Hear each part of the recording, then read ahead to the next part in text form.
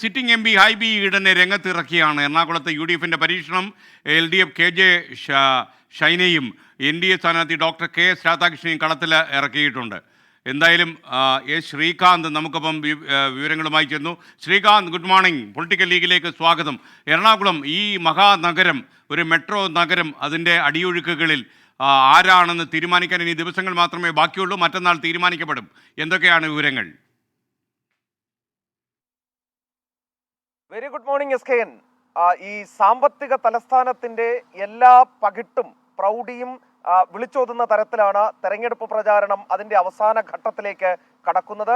ഒട്ടനവധി ആവശ്യങ്ങൾ ഇവിടുത്തുകാർക്ക് ഈ സ്ഥാനാർത്ഥികൾക്ക് മുൻപാകെ വയ്ക്കാനുണ്ടായിരുന്നു. അത് വികസന വിഷയങ്ങളുണ്ട്, സ്റ്റാർട്ടപ്പുകളുമായി ബന്ധപ്പെട്ട വിഷയങ്ങളുണ്ട്, ടെക്കികളുമായി ബന്ധപ്പെട്ട കാര്യങ്ങളുണ്ട്, അടിസ്ഥാന സൗകര്യ വികസനമുണ്ട്, കുടിവെള്ള പ്രശ്നമുണ്ട്.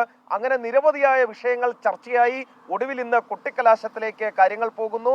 മറ്റന്നാൾ ഈ തെരഞ്ഞെടുപ്പിലേക്ക് എല്ലാവരും നീങ്ങുകയും ചെയ്യും. നിലവിൽ സിറ്റിംഗ് MP ഹൈബി ഈഡനെ തന്നെയാണ് കോൺഗ്രസ് രംഗത്തിറക്കിയിരിക്കുന്നത്.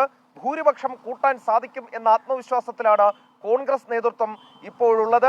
തുടർച്ചയായ വിജയമാണ് ഹൈബി ഈഡനിലൂടെ കോൺഗ്രസ് ഇവിടെ ലക്ഷ്യമിടുന്നത്. അവരുടെ പൊന്നാപുരം കോട്ടയാണ് എറണാകുളം എന്ന് UDF വിശ്വസിക്കുന്നു.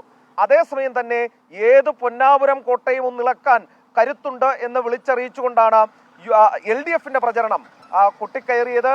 അവർ ഏറ്റവും താഴെത്തട്ടിൽ നിന്നുള്ള നേതാവിനെ തന്നെ, വനിതാ സ്ഥാനാർത്ഥിയെ രംഗത്തിറക്കി ഹൈബി ഈഡന് വലിയ വെല്ലുവിളി ഉയർത്തുന്നുണ്ട്.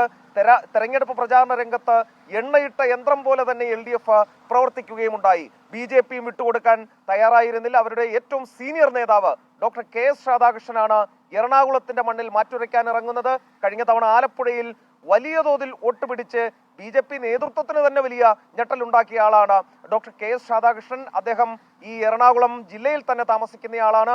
ആ അഡ്വാൻറ്റേജ് ഉണ്ടെന്ന് അദ്ദേഹവും അവകാശപ്പെടുന്നു. ഏറ്റവും പ്രധാനപ്പെട്ട കാര്യം, തീരദേശ മേഖലയിലെ വോട്ടുകൾ, വിശേഷിച്ച് ലത്തീൻ ക്രിസ്ത്യൻ വോട്ടുകളാണ് ഇവിടെ വിധി നിർണ്ണയിക്കാൻ പോകുന്നത്. അതെങ്ങോട്ടും അറിയും എന്നുള്ള കാര്യം കാത്തിരുന്ന് കാണണം. ഹൈബി ഈഡനും അതോടൊപ്പം തന്നെ ഈ LDF സ്ഥാനാർത്ഥിയും ആ വിഭാഗത്തിൽ, ലത്തീൻ വിഭാഗത്തിൽ നിന്ന് തന്നെയുള്ള സ്ഥാനാർത്ഥികളാണ്. കാത്തിരുന്ന് കാണാം വെള്ളിയാഴ്ച ആർക്കനുകൂലമായി ജനവിധി ഉണ്ടാകാൻ പോകുന്നു എന്ന SKN. Okay, thank you. ശ്രീകാന്താണ് എറണാകുളത്ത് നിന്ന് നമുക്കൊപ്പം ചേർന്നത്.